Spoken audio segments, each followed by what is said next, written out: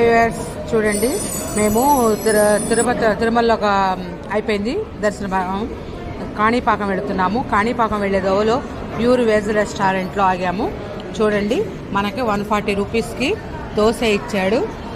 అంటే కట్ దోశ లాగా చిన్న దోశ, ఒక పూరి, కేసరి, పొంగల్, కొద్దిగా ఉప్మా, ఒక ఇడ్లీ, సాంబారు, చట్నీ.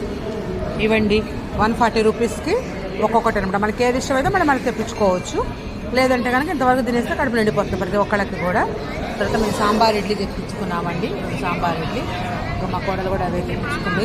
సెట్ వీడేమో ఆనియన్ దోశ తెచ్చుకున్నాడు. ఇదండి మా బ్రేక్ఫాస్ట్. మరి మీ బ్రేక్ఫాస్ట్ ఏంటో కామెంట్ రూపంలో తెలియజేయండి.